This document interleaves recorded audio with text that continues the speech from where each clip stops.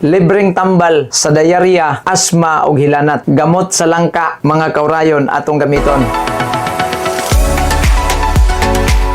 Ang atong mga vlog, atong hisgutan nga makatabang kini sa samad o kagid nga wala gyud ayo-ayo, suway lang ang tagok sa langka.